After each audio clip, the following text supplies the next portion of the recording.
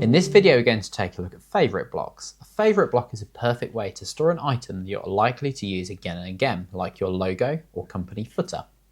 You'll see when we mouse over any block, we have a little heart symbol comes up next to it to mark it as a favourite. And in addition to that, on a content group, from the content group toolbar, you've got your favourite block item over here.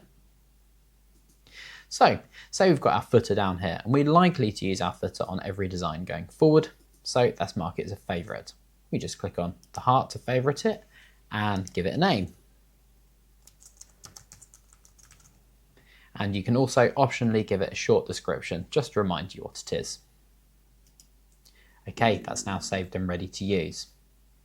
So if you wanted to use that again, we just drag it across, and then drop it on our desired location. Okay, now we've got two footers.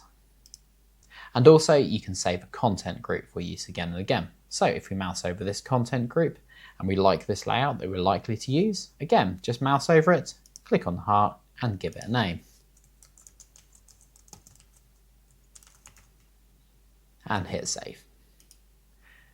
Brilliant, we can see this has been added to our content group section. And if you want to use it, we can just click, drag, and drop it on your desired location, and it's ready to use. And this then is available for any email campaign going forward, not just this one in question. To access your stored favourite blocks, all you need to do is click on the favourite block tab from the main menu on the right hand side. And as you can see, you can have up to 20 favourite content groups and 20 favourite content blocks. If you no longer need one, you can click on it. This will open the edit window, and from here you can update its name or description, but if you wish to delete it, just click on remove this favourite, and the builder will ask you just to confirm so you don't accidentally go removing something very important, and there we go, it's gone. Okay, that was a quick introduction to favourite blocks and how it can save you time building your next campaign.